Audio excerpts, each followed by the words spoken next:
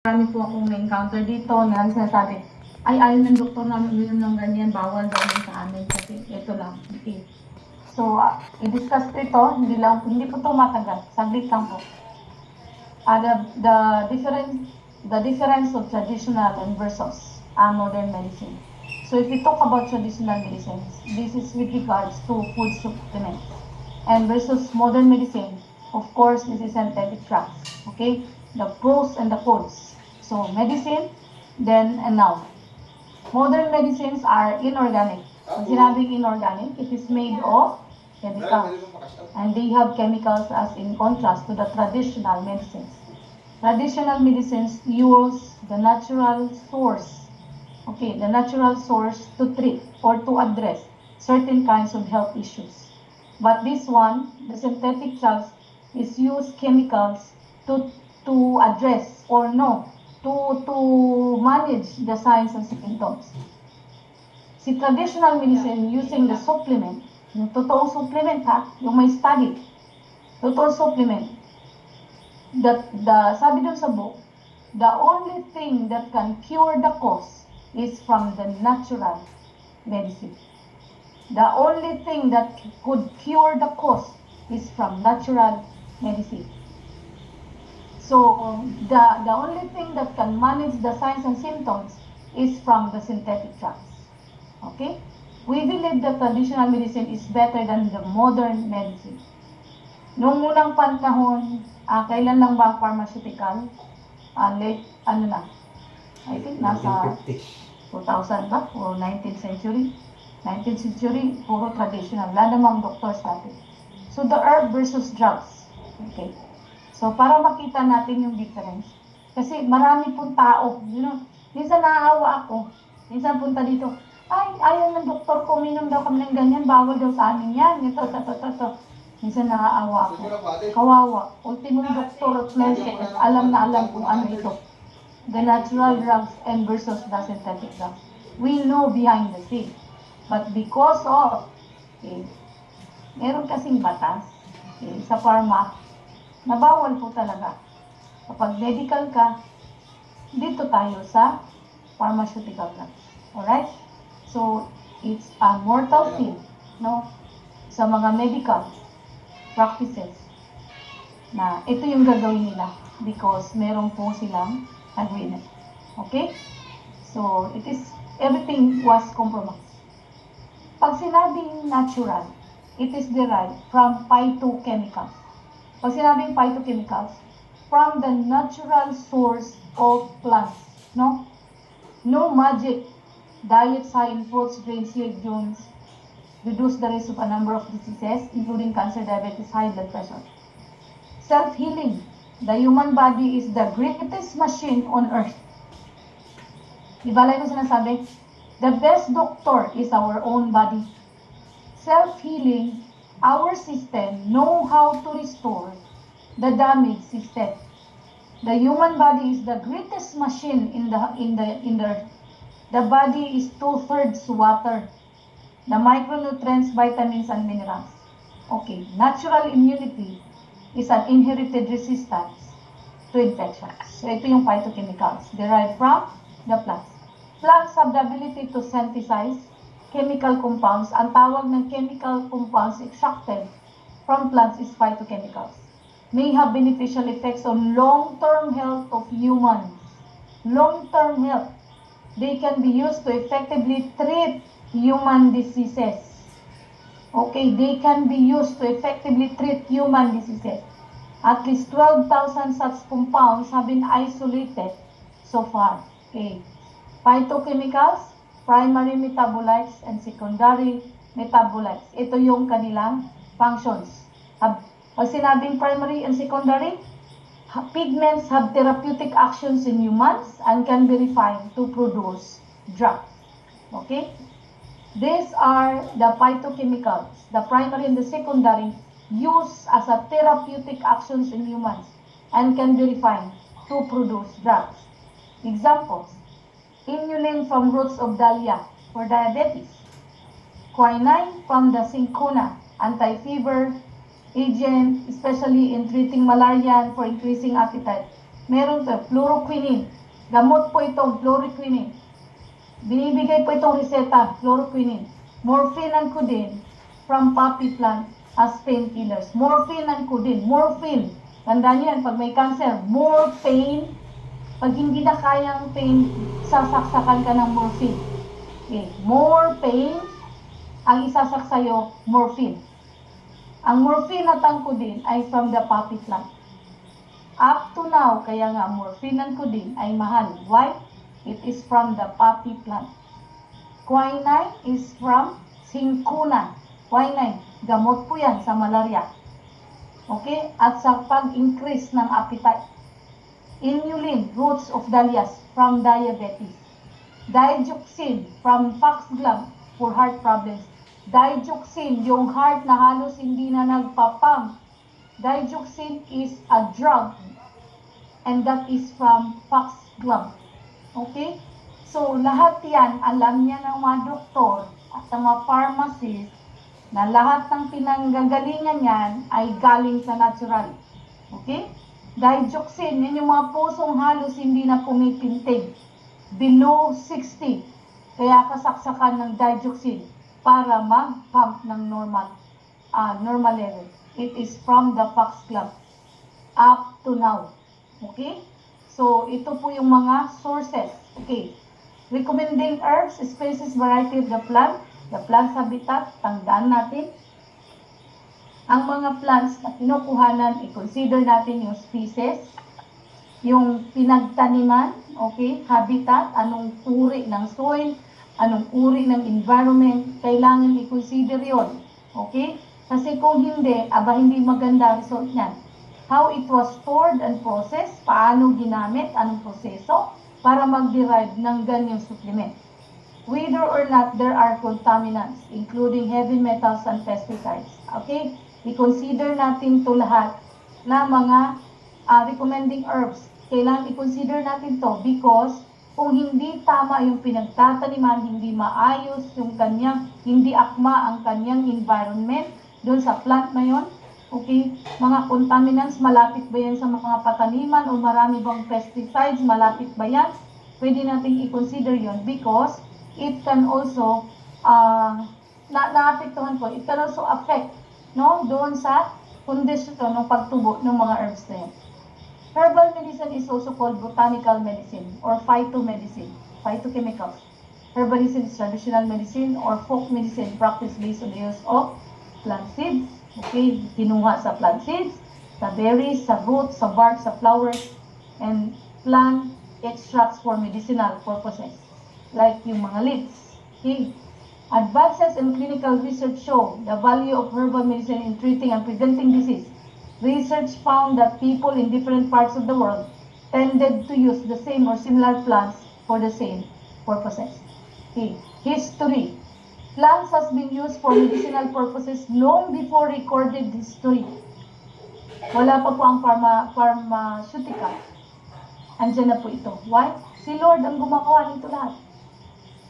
Lahat ng source na ginamit panggamot natin ay pinrovide na ng Lord during His creation. Bago niya tayo ginawa on the 7th day, pag ilang day ba tayo ginawa?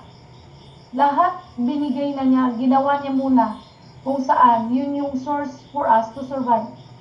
Lahat binigay na niya and then inalaw niya tayong mag-discover on its own. Na-discover natin, that's why every time na-discover natin to, doon natin ma-appreciate lalo ang Diyos. Grabe ka, Lord. Ang dami mo palang provisions. Ang dami mo palang ginawa para sa amin. Na ito, kailangan i-discover. Hindi siya ibinigay, ito sa ganito, naka-label. Ito pang sugar, ito pang cancer. Hindi niya tayo ginawang yung mag-rely lang. But He wants us to discover. Okay? He wants us to discover why doon natin lalo ma-appreciate kung gaano tayo kamahal ng ating Diyos. But sad to say, mas kinalimutan natin to. Ay herbal yan. Gawain sa mga dahon, gawa sa ganito. Minsan, pag may narinig akong ganon, nasasaktan ako. Why? Sino bang gumawa ng source na yan? Unang-una ang Diyos gumawa niyan, provisions for us to use. pagdating ng panahon na abusuhin natin yung sarili natin. Andyan na siya. Pero anong ginawa natin? Hinalimutan natin yan. Kasi high technology na ngayon. Kasi ang tao gusto mabilis. Mabilis pero matindi po ang complications. Nalulungkot ako kung kailan ang Diyos ang lumikha ng source na to para gamitin natin panggamot. Pero anong ginawa? Set aside natin, minamaliit natin. Tama? That's why huwag kang magtaka bakit hindi ka gumagaling. Hindi ka gumagaling. Nakalimutan mo yung pinaka-source niyan kung sino ang source. Okay? And mas matindi po yung paniniwala natin sa doktor na tao at sa mga gamot na gawa ng chemical that can damage us. Yung gamot na yan, ginawa yan more on chemicals. Lahat ng morphine, digoxin, ang mahal nun. Why? It derives from plant. Mahal po talaga yun. Ancient Chinese and Egyptian papyrus writings describe medicinal uses for plants. Okay? In the early 19th century, scientists began to extract and modify the active ingredients from plants. 19th century. In the last 20 years in the United States, there is an increase in herbal medicine use due to public dissatisfaction of the cost of prescription medications, interest in returning to natural or organic remedies. Last 20 years. Recently, WHO estimated that 80% of people worldwide relied on herbal medicines for some part of their primary health care. In Germany, about 600 to 700 plant-based medicines are available and are prescribed by some 70% of German physicians. Okay? So, Pilipino, masyadong ma-pride. Inuutok ka lang, dinidisib ka lang. Abad, maraming pera ang pharmaceutical. Tandaan nyo. It's part of the strategy. Complementarian alternative, okay. 72.8% of respondents have used at least one type of CAM in the last year. CAM users were mainly middle-aged, lower-income, educated women. Therapy prayers and honey were the most utilized types of CAM. Utilized because they believe that it is natural and safe. Ito, herbal supplements are classified as Dietary Supplements Health and Education Act 1994 in the US. In many cases, scientists aren't sure what specific ingredient in the particular herb works to treat a condition or illness. Ito yung mali sa iba.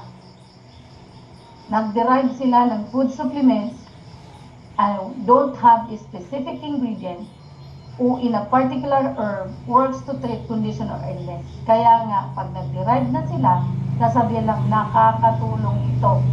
Why? Because they don't have a specific ingredient. Wala pong study, clinical study na ginawa in a certain specific ingredient. Kaya hindi nila masabing can treat. Okay? Whole herbs contain many ingredients and they may work together to produce a beneficial effect. Bawat isa niyan ay marami po component. Okay, some herbal preparations are standardized, meaning that the preparation is guaranteed to contain specific amount of active ingredients in the herb. It is still important to ask companies making standardized herbal products about their products guarantee. Pero sa Philippines, dito sa atin, mukhang wala pong ganitong regulations. To standardize the herbal products, the supplement products, wala pong ganito. Kung ano-ano na lang lumalabas. Okay? Pagalingan ng packaging, pagalingan ng kung anong hyping, sige. Without any standardized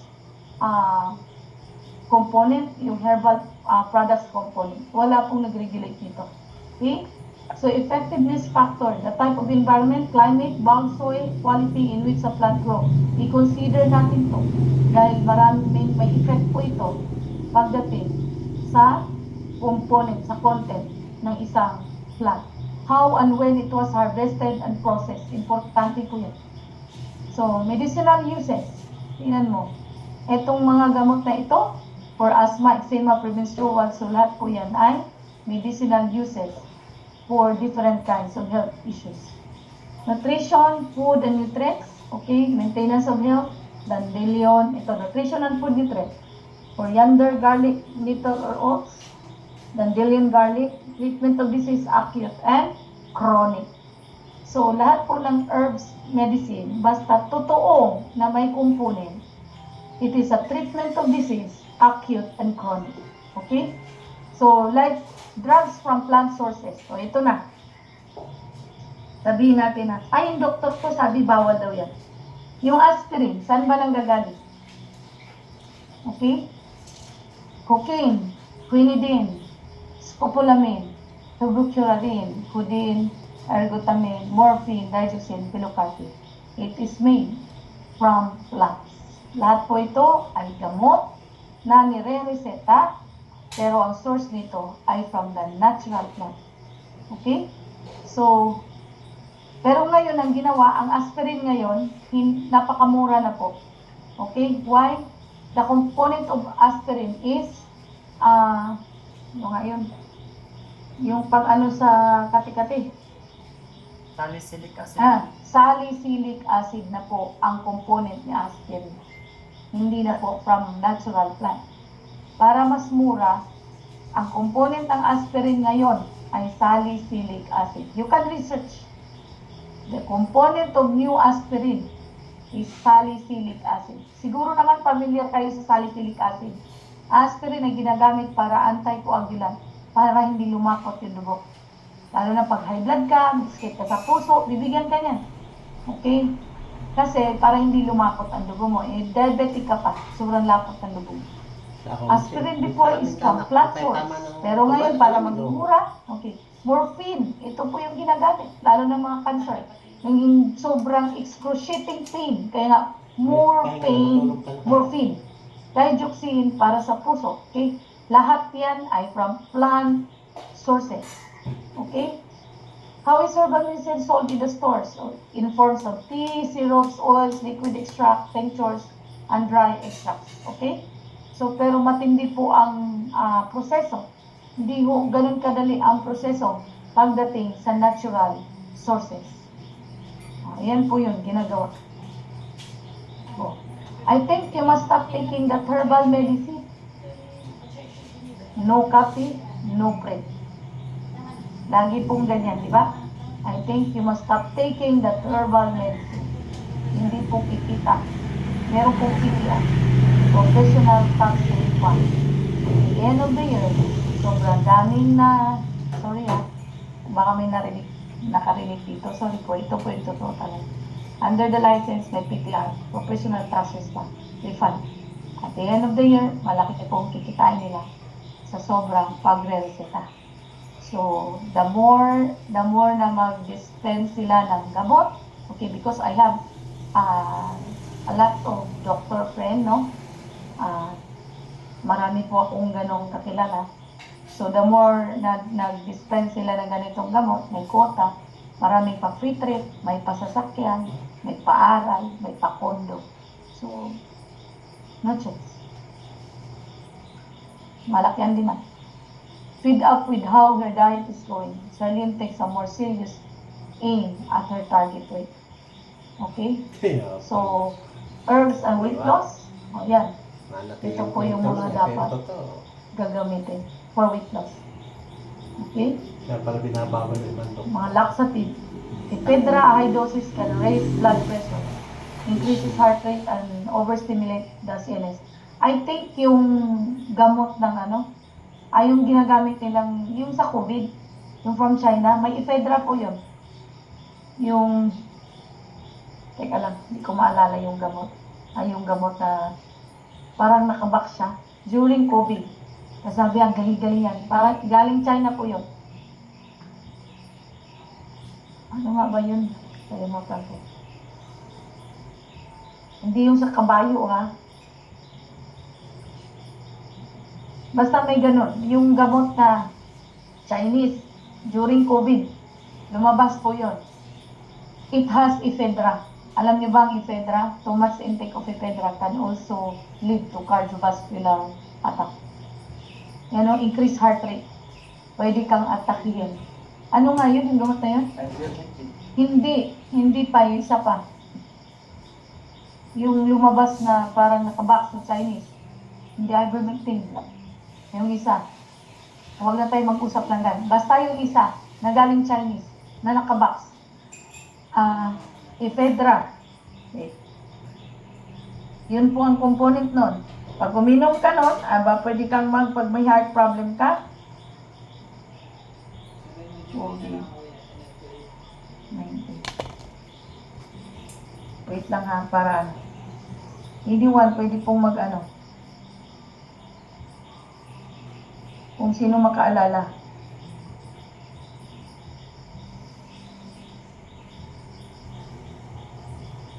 Yung ay naku, nakabakso ng maliit. Nandyan ba si ma'am yung galing China? Yun na yun. Pag ininom mo yun, yari ka, kung may heart issue ka, pwede kang magkaroon ng heart attack because it can increase heart rate. Okay? So, more than 800 reports of the side effects linked with the use of ephedra, including heart palpitations, seizures, stroke, chest pain, and heart attack. This herb has caused at least 2 deaths. Okay? So, according to FDA. So, lahat ng nasa PubMed, no? A study aimed to describe associated with herbal products used for weight control in Italy found that 64% of the suspected are used for weight loss, weight control. Women are involved 85% of the reports. The reactions affected mainly cardiovascular system. So, yan po yun. So, garlic, alam natin yan. Sinaunang during 19th century, yan po ang trabaho niya. Actually, wag nating sabihin na, ay bawal yan kasi natural yan, supplements. Hindi po pwede. Hindi po pwedeng sabihin nating bawal yan. Why? Even kami po sa medical, nag-aaral po kami, the 10 approved sa DOH. Merong 10 approved plants na nakakapag-address ng different kinds of issues. Guess ko ito. Ultimo si garlic. During our board exam before, lumabas po yan na lower cholesterol and triglycerides, kill worms, roundworms, hypertension, blood circulation, yan po talaga hindi matatawaran. Ang garlic ay meron pong ganyan na component na pwedeng mag-address ng diabetes, cancer prevention, bronchitis, asthma, and allergies. Yan yung trabaho ng garlic. But the side effect is skin rash in sensitive people. Overconsumption cause heartburn and gases. So ginger, alam natin to, na talagang meron silang therapeutic. Meron silang therapeutic effect sa ating katawan. Used for colds, coughs, and vomiting. Relieves arthritis kasi mataas ang inflammatory, anti-inflammatory. Ginger, okay. If you are taking blood thinners, okay, pag uminom ka mga aspirin or ano pang klaseng pang blood thinners, have bleeding disorders or gallbladder disease, don't take medicinal dose of ginger. Pag meron kang gallstone, okay, do not take ginger, okay, because it can aggravate. During pregnancy, stimulate uterine contractions. Tandaan, ang ginger, nakakapag-stimulate siya ng uterine contractions, baka makunan. Okay? Huwag mo yung painumin ng mga ginger na mga extract or ginger tea, yung mga buntis, because it can stimulate uterine contractions, baka makunan. Anis, para sa expectorant, coughs and bronchitis, para sa repellent. So, narcotic in large doses. Aniseeds contain anethone, a plant hormone similar to human estrogen. Okay, avoid when pregnant and use with caution in very young babies. Okay, so green tea, ito yung trabaho. Fine. Yeah. So marami pa yan. Chamomile. Ganyan na lang. Many safety. Okay, ito yung safety. Many consumers believe that herbal medicines are natural and therefore safe. No, hindi po matatawag na safe. Okay? Remember, it is derived from natural sources and every sources have different components that can lead to dangerous simplifications. Why? Dahil ang mga component niyan ay ginagamit pong component sa paggawa ng synthetic drugs. Tandaan nyo, synthetic drugs, 60% of the component is from the natural plant. Because they are unregulated and mislabeled. Delikado. And too much intake of natural medicines na hindi nag-undergo ng rigid study, it can damage your kidney. Because, remember, the components of the leaves or the barks ay sila po yung pagaling sa mga leaves. Mataas po ang oxalate component, and then too much oxalate component intake can also lead to develop gallbladder stones and kidney stones. Kaya, nung tinuro ko to sa about kidney stones and gallstones, too much intake of natural medicine, natural supplements, without a rigid study can develop gallstones and kidney stones because of too much oxalate. Remember, the oxalate found sa mga dahon and sa mga roots, sa mga plants. They are unregulated. No? Ang hirap dito sa atin, palakasan system. Pag may kakilala ka sa FDA, mabilis ang paglabas. Kaya lang nakakatakot. Why? Because ang dami pong nami-mislead at ang dami pong kaya sabi ko kung talagang magaling ang iyong produkto, one component is enough. Why? Kung magaling talaga yung component na isa, it is enough. You don't need too much. Why? Ang dami pong too much. 600 in 1, 8 in 1, 10 in 1. Without, they are unregulated. Para sa business purposes lang. May contain additives and contaminants. Di mo alam saan tinanim. Di mo alam saan pinanggagalingan. May cause allergic reactions. Interact with conventional drugs because remember, it has different components. Mas matindi po ang natural drugs. Okay? Toxic if used improperly at a high doses. Kaya tingnan nyo, sa synthetic drugs, may mga component kasi ang synthetic chemicals. That's why hindi ka pwedeng mag-sobra sa mga dosage. Why? It can lead to toxicity. Too much can lead to toxicity. Okay? And can lead also to nadadamage yung mga different systems in the body. Hindi need ng katawan mo. Remember our body, naka-built-in na po yan. Kaya nga supplements, kung ano yung kulang, kaya may tinawag na non-essential and essential. Si essential ay kailangan nating kumain. Kailangan nating kumain ng mga foods, mga fruits, because doon natin makukuha yung mga minerals and some nutrients. Ang non-essential, naka-built-in na sa katawan natin. So, that's the reason why we need to eat, because kailangan natin, useless ang ginawa ng Diyos kung hindi natin kainin yan. Aba, nasa katawan na pala lahat. Hindi niya ginawang perfecto lahat. We need the essential nutrients and non-essential nutrients. The non-essential nutrients is built in our body. The essential nutrients is from the fruits and doon sa mga vegetables. Okay. So, be careful. No? Pag wala po rigid study, delikado. Okay. So, to be safe, consult your doctor first. Do not take a bigger dose than the label recommends. Take it under the guidance of trained medical professionals. Be especially cautious if you are pregnant or nursing. Okay. 10 red flags for consumers. Recommendations that promise a quick fix. Okay? Mag-quick fix ka kung meron kang basihan na clinical study. At lagi kong sinasabihan, bakit hindi kami gumaling agad? No. Remember, before you acquire the disease, a certain disease, matindi na po ang taon ng pag-deposit niyan. And abrupt healing is not good. Why? It needs process. Wala po kung abrupt. Kaya pag sinabing, huy, ang bilis naman gumaling nun, nakakatakot. Baka kung ano yung ginawa pa. No abrupt healing. It takes process, step by step. Because our cells are the one to fix, no? There are warnings of danger from a single product or regimen. Claims that sounds too good to be true. Simplistic conclusions drawn from complex study. Recommendations based on a single study. Remember, single study is not enough.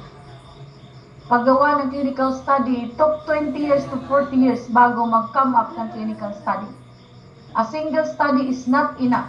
Dramatic statements that are refuted by reputable scientific organizations. Marami pong bayaran yan na magsabi ang galing nito. Marami na pong ganyan sa Pilipinas. Because of business purposes. Okay? List of good and bad foods. Recommendations made help sell a product. Okay?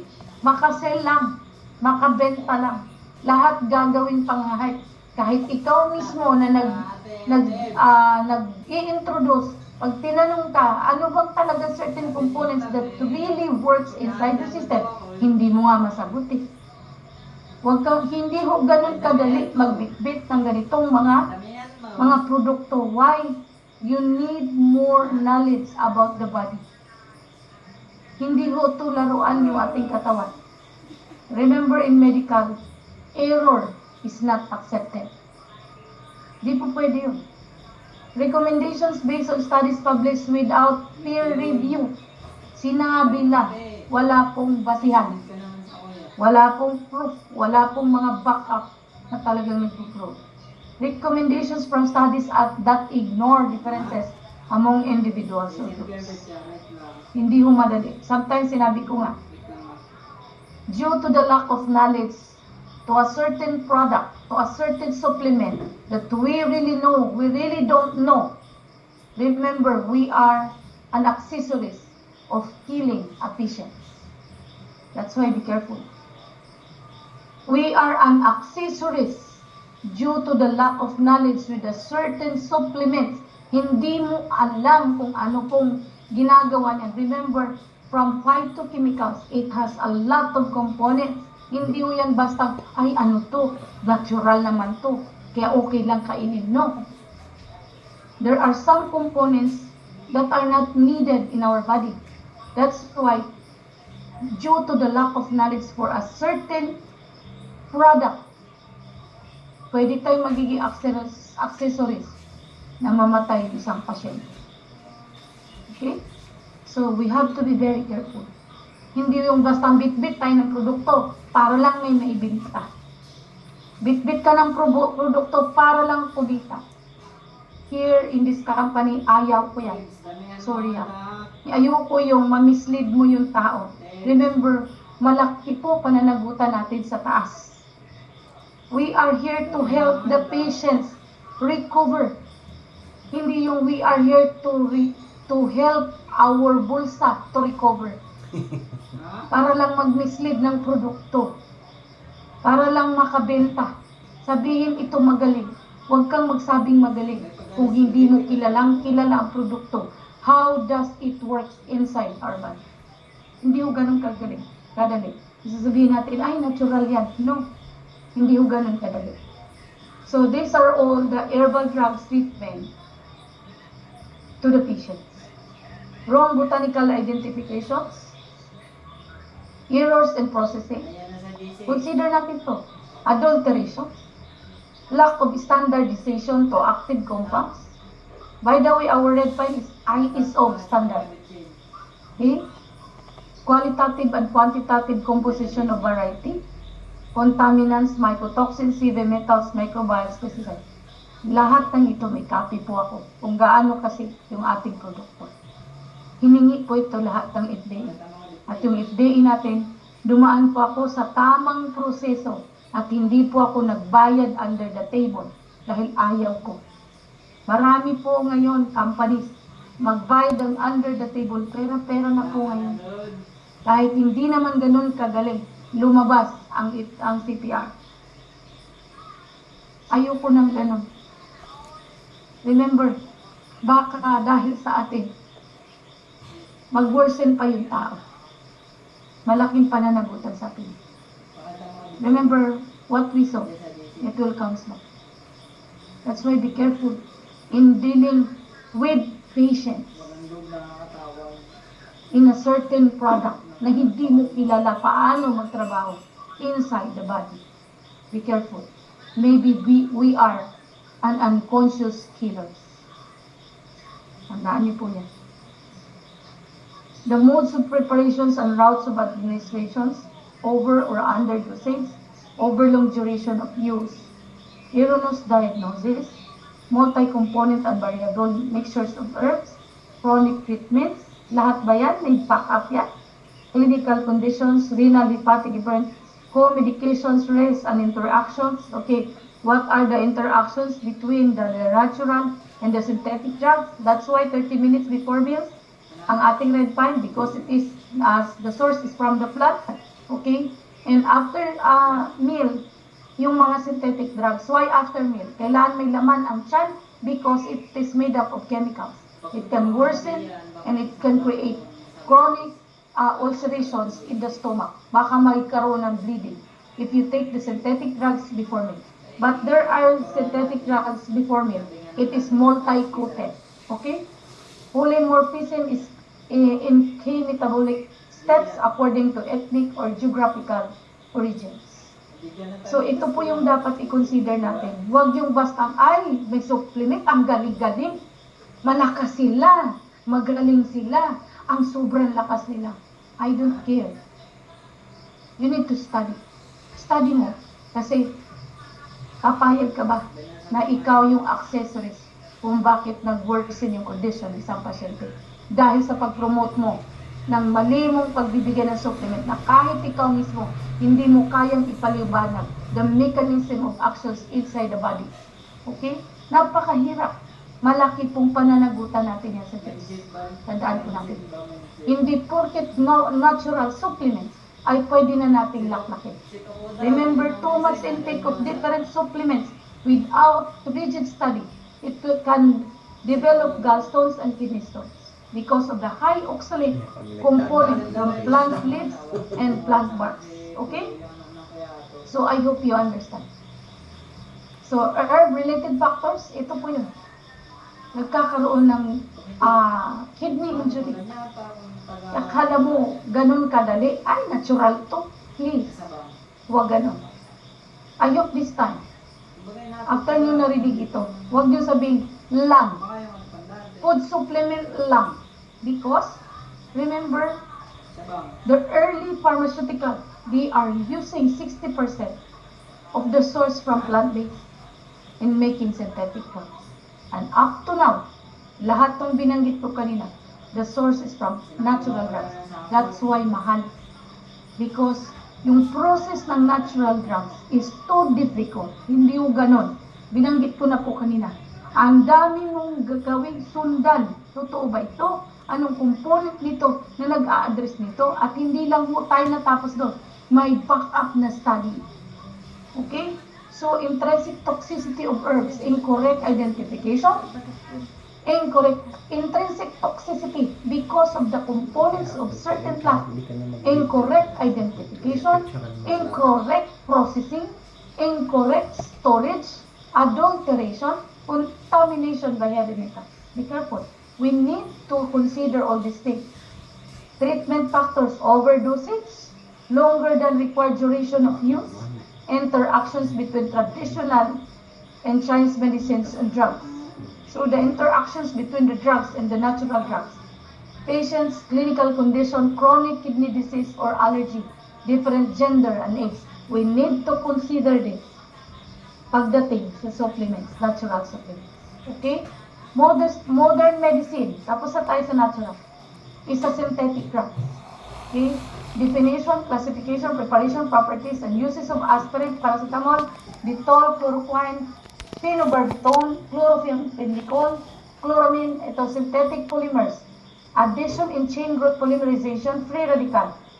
Vinyl polymerization. Alam niyo ba yung vinyl? Ionic vinyl polymerization, Ziegler. Lahat po yan. Condensation of step growth polymerization, polyesters, polysamide. Yan yung mga components. Alright. Ito na siya. Aspirin, Dettol, phenobarbital, chloramphenicol, chloroquine, paracetamol. These are all the component. Okay? So, ito yun. What are drugs? So, the natural and synthetic substance which taken into living body affects its functioning or structure and in use in diagnosis, litigation, treatment, prevention of disease is called drug. Okay. Natural drugs are made from compounds found in nature. The most prevalent natural drug sources are plants. The most prevalent natural drug sources are plants.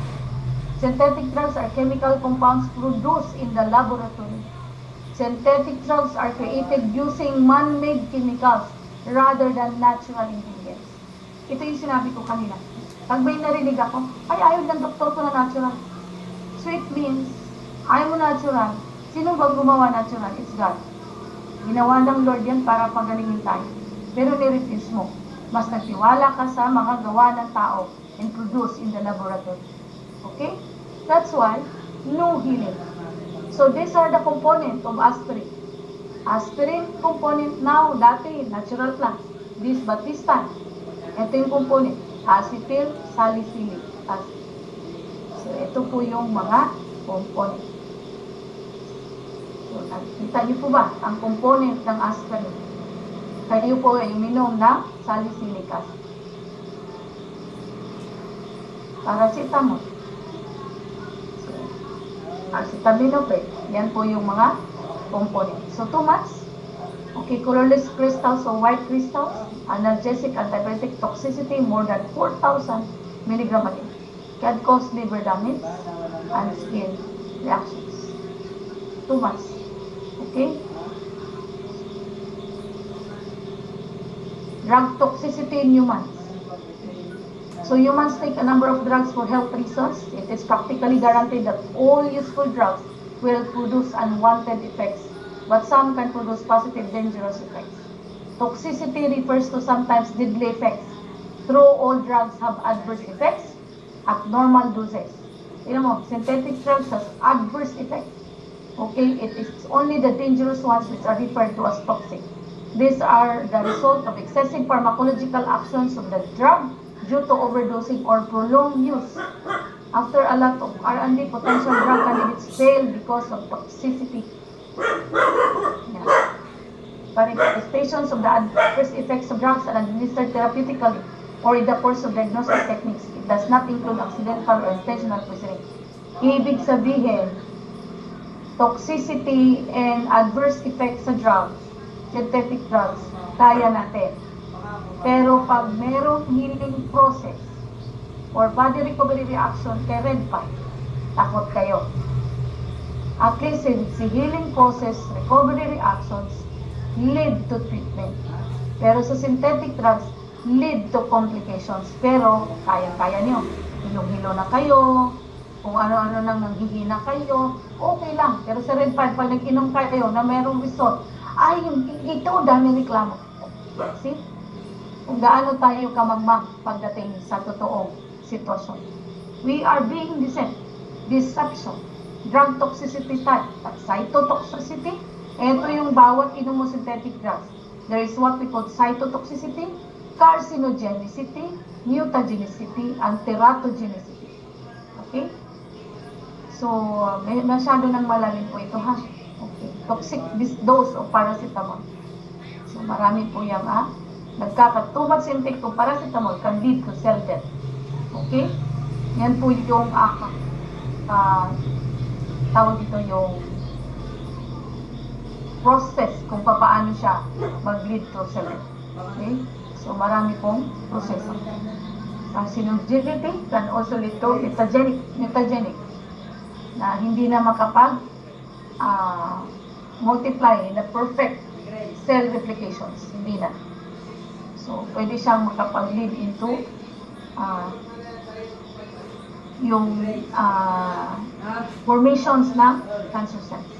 Drug interaction is defined as the alterations in the pharmacological activity of one drug by the concomitant use of another drug or other substances. The concurrent use of herbs can be increased, decrease, or mimic the effect of other drugs. Huwag ganito.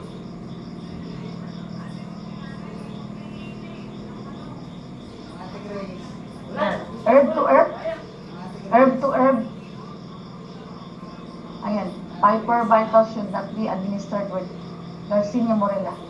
Herb to herb. Kaya tapos natutuwa ako dun sa mga kagamot na ay supplement. Pero po interaction yan, herb to herb interactions. Herb food interactions. Okay? Interactions related to disease. Garitaki cannot be administered in pregnancy. So, herb plus drug of animal origin. So, herb plus herb, meron pong interaction. So, ingat po tayo talaga.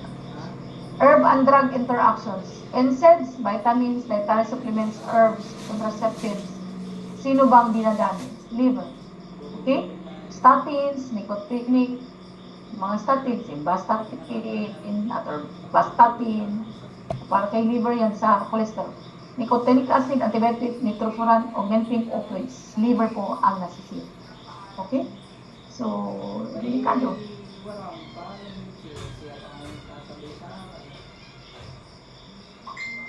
Pinapakita ko na lang sa inyo yung interactions between the drug product and the herbal supplement.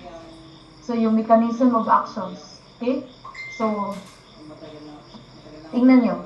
Like sa red pine, uminom ka ng red pine. Kunyari sa red pine to, tapos synthetic drugs. Ang kagandahan, kung ano yung functions nito or yung toxicity nito, yung toxicity ng synthetic drugs, ina-alter nitong ating red pine. That's why, pwede mo siyang isabay. Okay, ang pag-take. Magugulat ka pag sinabay mo yan, pagdating ng time, yung doktor mo tatanggalin na to. Why?